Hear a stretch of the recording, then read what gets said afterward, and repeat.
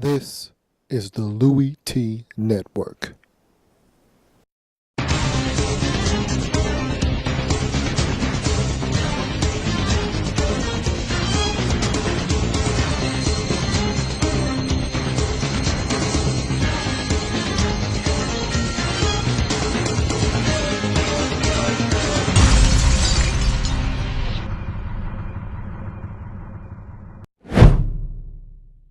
Some people just never learn.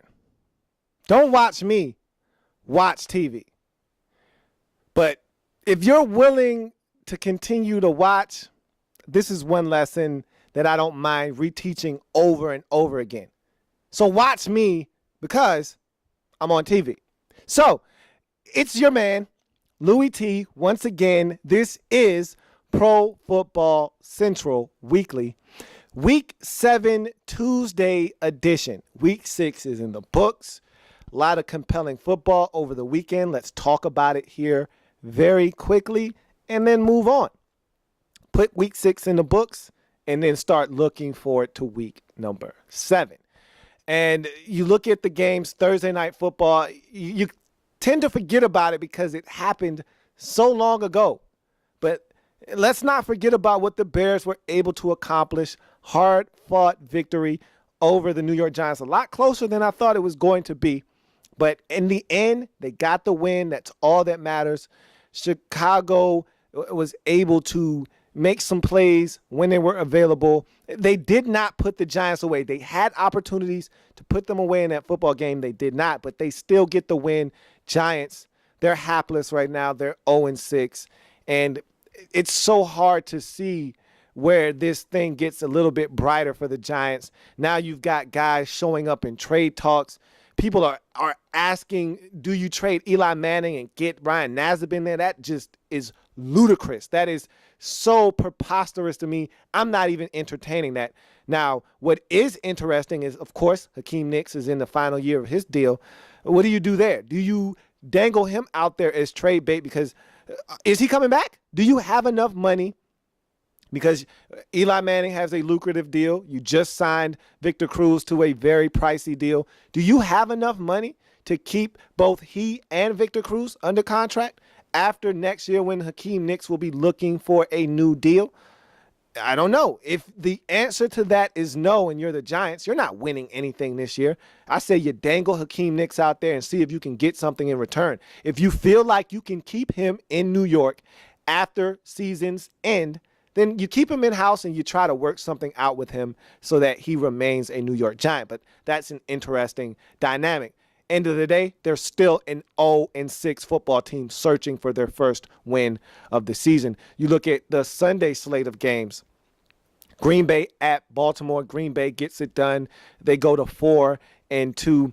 They finally get over 500 on the season. They're now 3-2. It comes at a cost. They lose not only James Jones in this football game, they also lose Randall Cobb. So they are extremely thin. One of the most talented wide receiving corpses in the National Football League at season start. Now they're clinging to just Jordy Nelson and a second-year player in Jared Boykins. And so now they need some help at receiver. They're going to have to figure a way to get through these next couple of weeks. They don't have a bye week to lean on. They already used that up in week number 4. So now they just got to go the rest of the way with what they have and hope that they can stay above water until those other guys come back from their injuries. You look at another matchup. Kansas City Chiefs taking care of the Oakland Raiders. Raiders put up a fight. It was family business. You expected that, but the Kansas City Chiefs were victorious 24-7. Terrell Pryor turns it over about 3 times in this game, and they took advantage. And the Chiefs, they just continue to do what they've been doing all season long. Not turn it over, force you into mistakes, take your mistakes, turn them into points, win the football game. They're now 6-0 on the season. How about another game where another team had an opportunity to remain unbeaten and they didn't? The New Orleans Saints had the New England Patriots on the ropes and they let them off the hook. Classic Dennis Green game here. Had those guys at the end of the game, I thought they went conservative. I thought they were too casual with the lead at the end. You force the Patriots out on downs at the end of the football game, you settle for a field goal. You get an interception, you try to run out the clock instead of being aggressive and picking up a first down to eat up the clock. You punt the football and you give it back to Brady once again, and this time he makes you pay for it. I thought it was bad execution down the stretch by the Saints. They were too passive. They needed to be a little bit more aggressive. They paid for it. Brady hits Kimbrell Tompkins in the back of the end zone with about 15 seconds left to secure their victory, 27-30.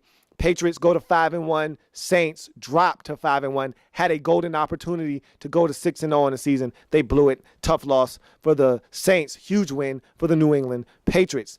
Steelers get their first win of the season. They're now 1-4 on the season after going to the Meadowlands and taking care of the New York Jets. I said this Jets football team isn't as good as their record indicates, but they are at 3-3. You got to give them credit for being a 3-3 football team, but they looked more like the team that I expected them to look like.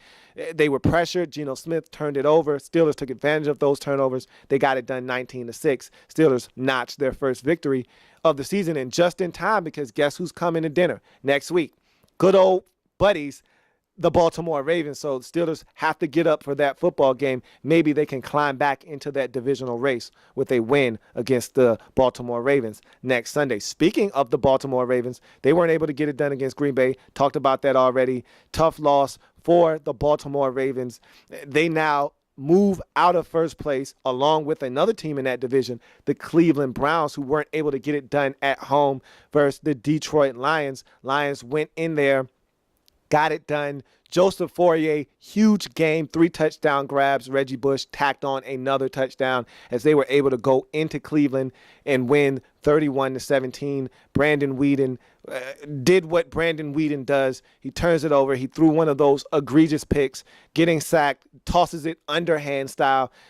You just don't get worse than that, and that's why the Browns will not win many more games this season with Brandon Weeden at the helm. Even though this is a team that plays good defense and they have a lot of talent, Brandon Weeden cannot play a consistent quarterback position to help you win football games. You look at another team in that division. Let's stay with the theme of the AFC North.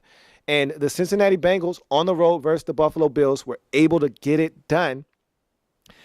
They had to go to overtime to do so after leading 24-10 midway through the fourth quarter. They blew a 14-point lead, only to salvage the victory with a field goal on the second possession of overtime. They get the win, 27-24. They go to 4-2 on the season, and now they are in sole possession of first place in the AFC North division. Tough loss for the Bills, but I will say Thaddeus Lewis looked very good. And so you feel confident about what you have at quarterback between E.J. Manuel and Thaddeus Lewis. You got to feel good about what you have at the quarterback position if you are the Buffalo Bills. You look at another team, and I thought that maybe, just maybe, the Vikings, after coming off the bye and with Adrian Peterson and his tragic situation during the course of the week, that they would play some inspired football. Couldn't have been more wrong. Carolina goes in, kicks in the front door, raids the house, does whatever it is they want to do, and they come out with a 35-10 victory, absolutely dismantling this Minnesota Vikings football team. And we'll talk about them a little bit later on in the program. But big win for the Panthers. They needed this one just as bad as the Minnesota Vikings did. Now the Panthers get to go home and take on the St. Louis Rams. Speaking of the St. Louis Rams, what a huge victory for those very Rams on the road versus the Houston Texans. I touted this game as a get-well game for the Houston Texans. I said they were going to go in and Matt Schaub was going to get well. He was going to perform against this St. Louis Rams defense. Arian Foster was going to have a great day, and he did. It's a shame because he had a Herculean type effort in this game, and it was wasted because they simply stunk at every facet of the game. They turned the football over. It all started with a Hopkins fumble early on in the game. DeAndre Hopkins puts it on the floor after the Rams had went down and scored points to start off the game. The Texans were driving. They looked like they were going to answer that score with the score of their own. He fumbles, and it just all goes downhill. From there, Rams take that football. They end up scoring a touchdown. They turn Matt Schaub over. They injure him. In comes TJ Yates. They turn him over and run it back to the house. It was an absolute obliteration of this Houston Texans football team. They are in some serious trouble. And I said if they didn't win this game that they were done. I'm ruling them out. They are officially done this season. And Matt Schaub's hurt. I don't know if he'll be able to play in week number 7 or not. It doesn't really matter to me. He's not playing good football anyhow, and they're traveling to Kansas City. Sounds like a recipe for disaster if you ask me. But let's talk about the St. Louis Rams because they deserve the credit here. They forced the issue. They forced the turnovers. They put the pressure on the Texans early on in this game. They jumped on them early and often, and they put that doubt in their minds that, hey, we're struggling, and now here comes the St. Louis Rams, and they're relentless, and they're scoring points, and they're forcing the issue. They're getting after the quarterback. They're forcing turnovers. We're in trouble. And kudos to the Rams for going on the road and realizing that there was a wounded team in front of them and showing absolutely no mercy. And that's what they did. Great job by the Rams. They go in. They get it done. 38-13. They go to 3-3 on the season, and all of a sudden, this team looked like they were starting to, I don't want to say be buried, but they were starting to resemble a team that was going to go south for the remainder of the winter. Now, all of a sudden, Jeff Fisher and that Rams team have stuck their hand up through that dirt. Hey, don't bury us yet. They're 3-3 now, and they're right in the thick of things in the NFC West. Speaking of NFC West, San Francisco 49ers, Arizona Cardinals. Good matchup. I expected it to be. I expected Arizona to hang in there, but they have to stop turning the football over. I said that on Thursday. They got to stop turning over the football. Carson Palmer has to stop with the turnovers. He did not. He turned it over twice, and you got an unexpected turnover from Larry Fitzgerald, and the Arizona Cardinals simply had a case of VD. No, not venereal disease. They had a simple case of VD. I'm talking about Vernon Davis. They couldn't stop him. They could only hope to contain him, and they couldn't do that. And I'll talk about the Arizona Cardinals and some of their woes on Thursday, as they will be on Thursday Night Football taking on the Seattle Seahawks.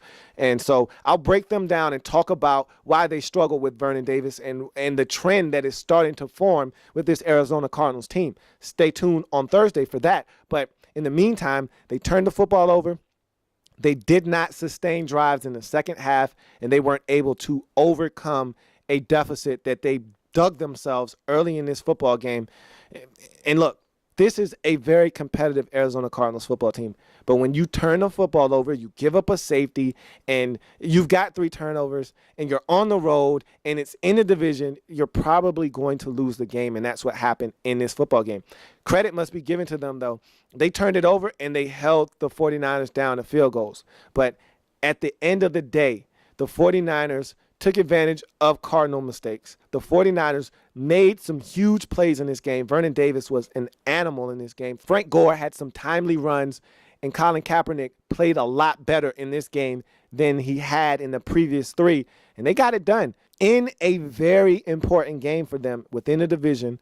Arizona came in this game at 3-2, just like the 49ers. Had the Cardinals came out of this with a victory, this is a totally different division. Instead, the 49ers get it done, go to 4-2, big win at home. Patrick Willis back in the game. He looked good. This team has to play better if you're the 49ers. It's still a little sloppy. Kaepernick with an interception in the red zone, and some things didn't go your way, but they were able to get it done, and now they're 4-2, and they're sneaking up on the Seattle Seahawks. So speaking of the Seahawks, they were able to get it done at home, and this was not a pretty game by any standard, any measure, but you'll take it. A win's a win's a win in the National Football League, and that's why you play the game. You play to win the game, and that's what the Seattle Seahawks did in this football game, but they had turnovers. That turnover before the half with the field goal, that thing was an absolute abomination. It was a mess, and they fumbled the football in this game, and they didn't have a clean game, but they won. And this defense continues to play good football. Give some credit to the Tennessee Titans. The Titans hung tough in this game. They were up 10-7 at the halftime after that. But bananas play right before the half. But they were up 10-7. They were battling in this game. But look, Ryan Fitzpatrick is your quarterback. And at some point, he's going to turn it over. And he had 2 interceptions in this game. And they got to get the running game going in Tennessee. What is up with that? I talked about that on another program. You went out and you got Rob Turner to be your center. You went out and you drafted Chance Warmack. You went out and got Levitri in free agency. What is up with this running game? Get Chris Johnson some space so he can operate. Haven't seen this guy rip off a run like he did in preseason against the Redskins. Haven't seen that all season long. And if you're the Tennessee Titans, you got to get this guy some space, especially with Jake Locker on the shelf. Your running game is more necessary than at any time and any point in this season. You need it now more than ever. You got to give Chris Johnson some space to roam and make some things happen for you. They didn't do that in this game, and they turned it over. Defense played well enough to win. Offense couldn't get it done. Seattle does just enough for the city to get it done, 20-13, to move their record to 5-1 on the season, and more importantly, to go to 3-0 on the season at home. Again, dangerous football team when they're at CenturyLink Field. You look at Tampa Bay hosting the Philadelphia Eagles. Thought the Buccaneers could get it done. They could not.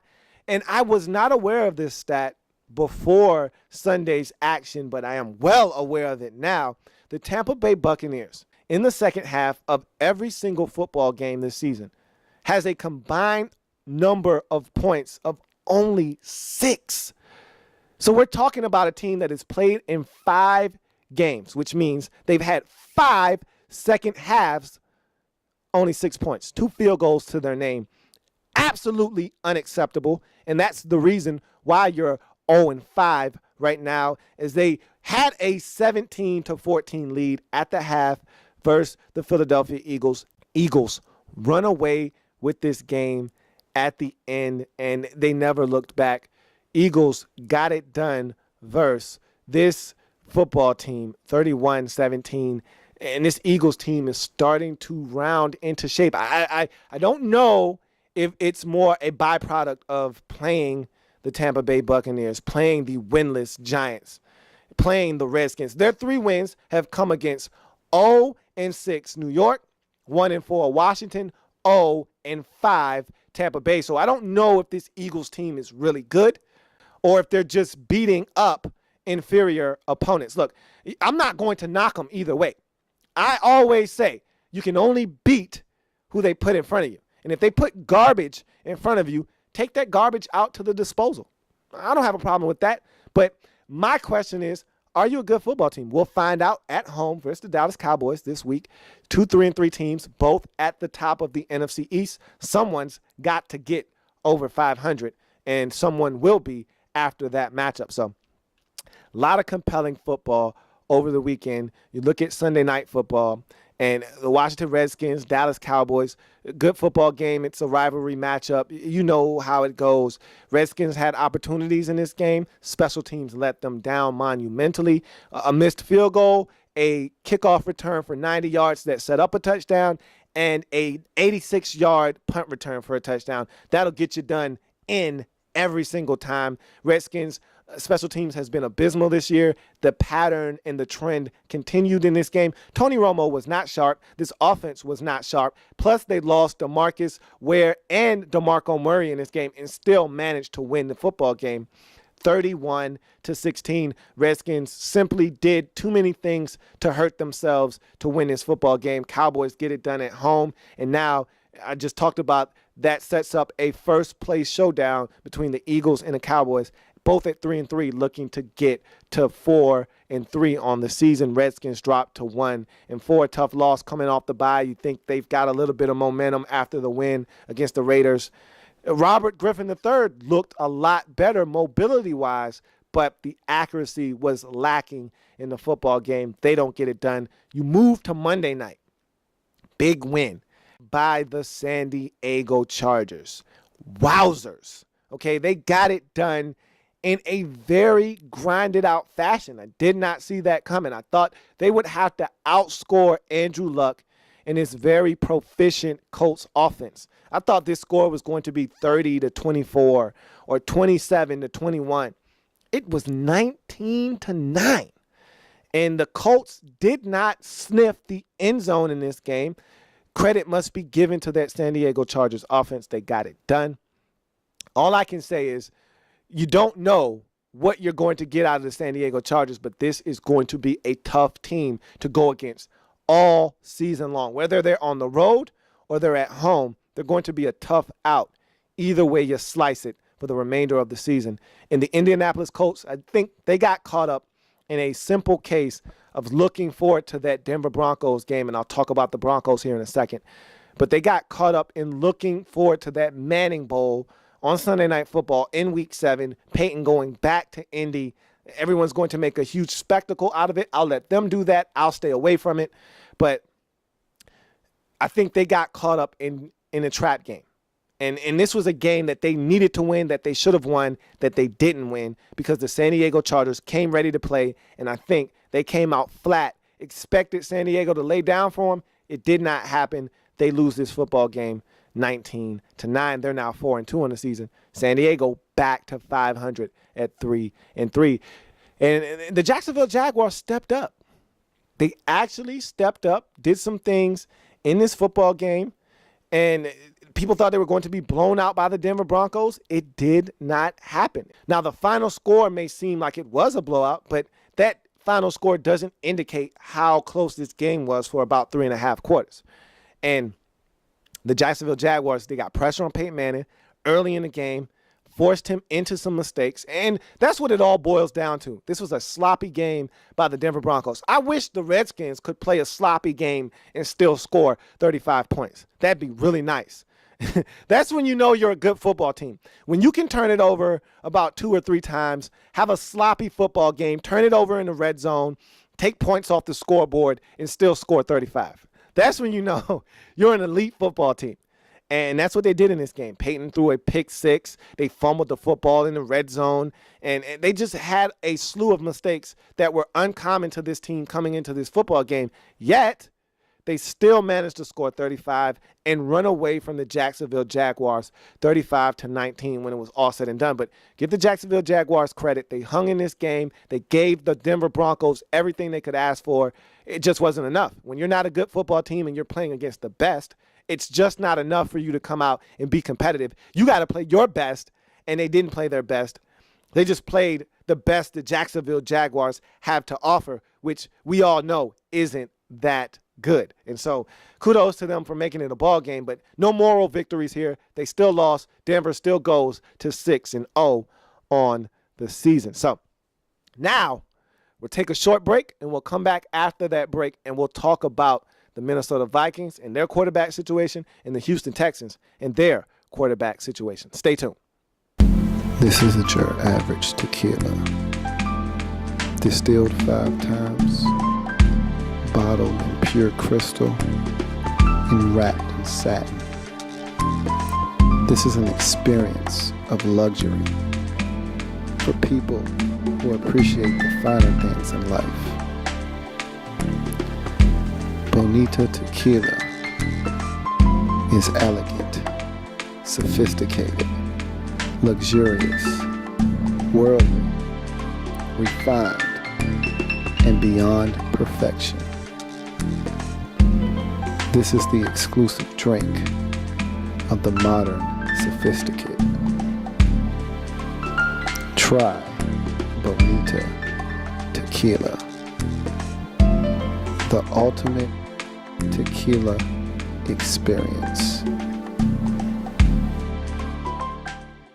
So now you look at all of the situations around the National Football League and some of these quarterback situations, none of them more compelling to me than the situation you have in Minnesota. And I've talked about this for the last 3 weeks strong, ever since Josh Freeman, Jay Free, has become a source of trade bait in Tampa Bay. and a distraction for that football team because of Greg Schiano and the way that organization handled this situation, and ultimately leading to his release. I've been talking about the situation in Tampa Bay and how they've handled that situation and where that leaves Josh Freeman. He ends up in Minnesota. We talked about that. Now, I felt like coming into this season, Christian Ponder needed to play better. They got to the postseason, but the reason they got to the postseason last year was because of the phenomenal season that Adrian Peterson had. We knew he wasn't going to be able to duplicate that. And so the quarterback position needed to be better. And honestly, if you're a Vikings fan, you didn't want Adrian Peterson to duplicate that, because if he did, that meant that this offense was still lagging behind in the passing game. And so you wanted Christian Ponder to step up and show why the Vikings spent a first-round pick on him. He has not done that. He got injured. Enter in Matt Castle. He leads you to your first victory of the season, but come on, it's Matt Castle. He's had opportunities in this league to show what he could do, and he showed that he's a turnover machine, and he's not a quarterback that you can win with consistently. So I knew that while it was a promising lead, wasn't going to take you very far. You saw that against Carolina. So now the question begs, when will Josh Freeman be ready? How fast and how quickly can you get this guy up to speed? Because you need him now. Not yesterday, not tomorrow. You need him now, okay? Yesterday's done. You lost that game against Carolina. Tomorrow isn't soon enough. You need him right now. And you need to be able to get this guy up to speed so that you can feel confident putting in a game plan versus the Giants. You got an extra day. Take that extra day. It's Monday night. Put Josh Freeman in right now. Don't hesitate. This team is losing traction by the week. And soon, before long, it's going to be too late in the 2013 season. And I'd hate to see Leslie Frazier get fired and some things be shaken up in Minnesota. You got to start winning, and you got to start winning now. And the quarterback on your roster currently that gives you the best opportunity to do that is Josh Freeman. So it's time for the Minnesota Vikings to unwrap that bubble wrap that they have on Josh Freeman, open him up, and let him rip and see what he does. Because at this point, you can't afford to continue to lose games because your quarterback position is abysmal and it is turning the football over, and you're not getting an opportunity to win football games. Got to start giving yourself a chance. Just hang in some games. Maybe you can do some things. But when you have a performance like you did on Sunday versus the Carolina Panthers at home, nonetheless, it's going to be tough to win games in this league. So I don't know when he'll be ready, but I expect Josh Freeman to be starting here, if not this week against the Giants. And I feel like they need to start him against the Giants in week number 7. You got an extra day. It's going to be on Monday. That gives you another day of preparation to get him up to speed. I say you pull the trigger and put him in on Monday, but if not, he definitely needs to be ready for the next week after that. And there can't be any ifs, ands, or buts about it. He has to go in week number 8.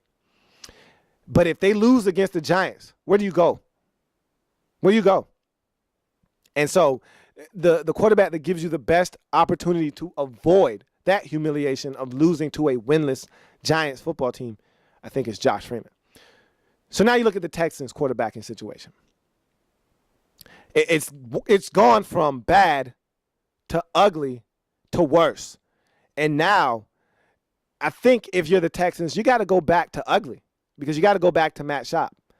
And the situation and the way it unfolded on Sunday with the crowd, giving it a little bit of a cheer when he went down, that's despicable. They talked about it. I'm not going to sit here and harp on it. We went through this whole spiel when Castle went down in Kansas City. I'm not going down that road again. Let's just say that he needs to put that out of his memory. Forget about that. He needs to mentally focus, because he was struggling before he got injured, okay? So forget about all of that. It needs to be him and this locker room and this Texans football team. Gary Kubiak, he has to rally the troops, because if this thing continues to go the way that it's going and it continues south, he's going to get fired. Schaub's going to be out. And dare I say they blow this thing up in Houston? I mean, because you don't have the quarterback in place right now. But what quarterback can you go out on the market? And you need a veteran. You can't bring a young guy into the mix in Houston and expect to win right now. That it doesn't happen in the National Football League. You need a quarterback with experience that you can trust to get it done.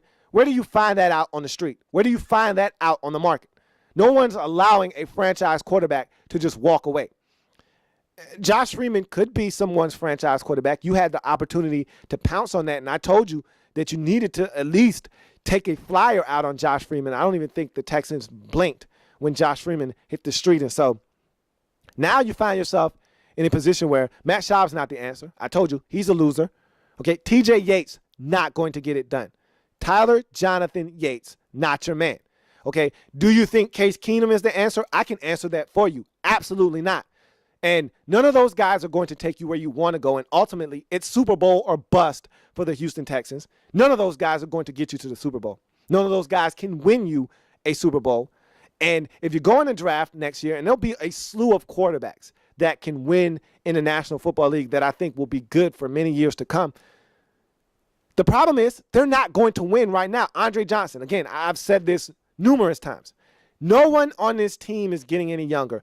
And guys are starting to get away from their prime and start to get to the back half of their careers. Arian Foster having another strong campaign. How many more of these do you think he has in him? Honestly. I mean, Andre Johnson, best year of his career last year. How many more of these years do you think he's going to pull out of his hat? Sure, you drafted DeAndre Hopkins. That's great. But Andre Johnson is the cog that makes this engine go at the wide receiver position. He's getting up there in age. Owen Daniels, not getting any younger. This offensive line, not getting any younger. So all of these things that you start to look at, and if a quarterback comes in and you're looking at a rookie, you're looking at least 2 or 3 years before he's ready to lead this team to where they need to go. By that time, Arian Foster is no longer Arian Foster. Andre Johnson is no longer Dre. He's just another receiver if he's even still in the league. And now you're searching for answers. And so this window that was so wide open that the Texans had opportunities to crawl through, the 2 previous seasons, started to close a little bit. Now it's shut, essentially. And I don't know what you do. I don't know where you go from here because you don't want to put an end to this season. You don't want to say this season is done, but I'm not a Texans fan, and I'm willing to say that it is. So if it is in fact over, what do you do? What do? Do you go and you trade for a quarterback that you think can get it done that's already in the National Football League?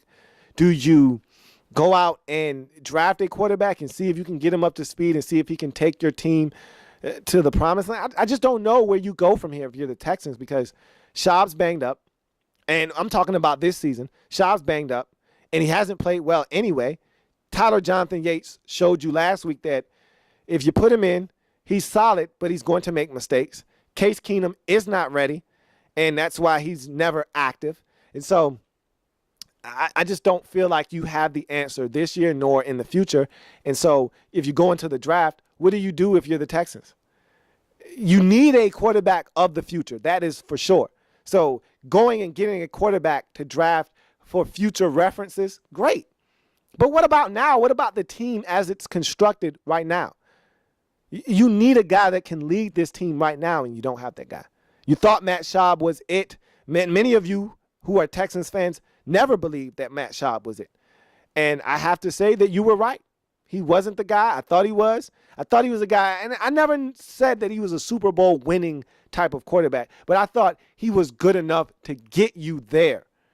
And I was wrong. He's not good enough to get you there. He's not a winner. Anytime there's pressure applied to him, he's a different quarterback. He makes mistakes. He has 2 left feet.